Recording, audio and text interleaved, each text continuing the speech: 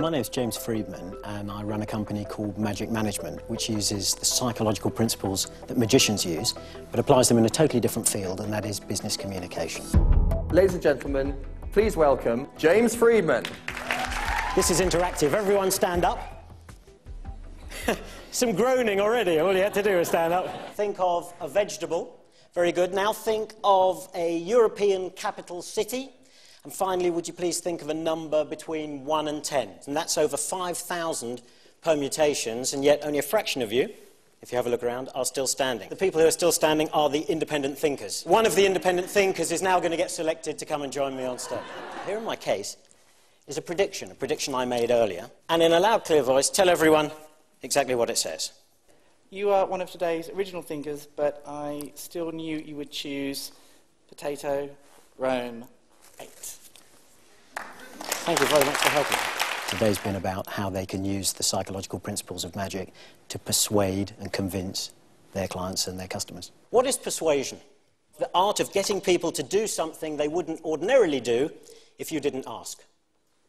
Aristotle said that you needed empathy and sympathy in order to be persuasive, and all the modern research, including our own, shows that 2,300 years later, he was absolutely right. My talk is always about a little bit about how, so that people can appreciate the psychology, and then explaining how magicians use the principles, but the most important part is that they should be able to leave knowing how to use them in their own business. We call it magical innovation, and it's really the rules and techniques that magicians use that are based on this, how do people interpret information, and then combined specifically for business. Hands up if you'd like me to tell you how the trick was done, because magicians aren't meant to tell you how a trick works, but I promise to tell you if you want to know, if you promise to keep it a secret. And I can tell you in advance that when I tell you, you're going to be disappointed. Of the whole secret, that little bit there, about 1 to 5%, is how a trick works. And the rest of it is much more interesting. It's why a trick works.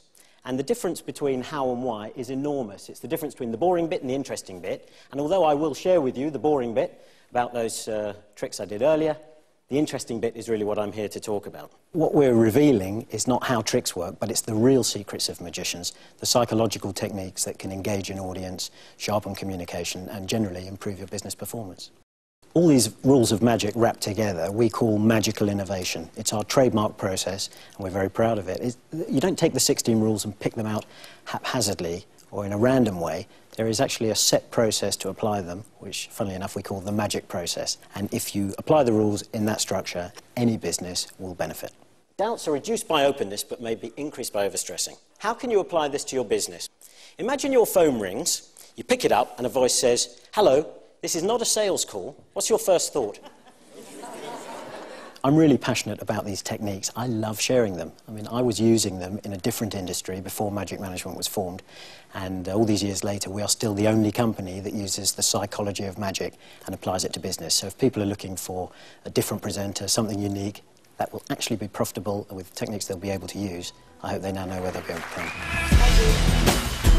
I thought it was very interactive, very informative. It made you think. It was quite fun. You could laugh. It's a really good presentation from James. It's been fantastic. The speaker was excellent, really motivational, giving us really good ideas on how we can use those practices in getting people involved with our business and what we want to do. Absolutely fantastic. I've seen him at the Magic Circle before, and it was absolutely marvellous. Everybody just loved the guy. How he aligned that to the corporate industry and how one can use the information that he was imparting was great. A good magician, but also a really, really good speaker.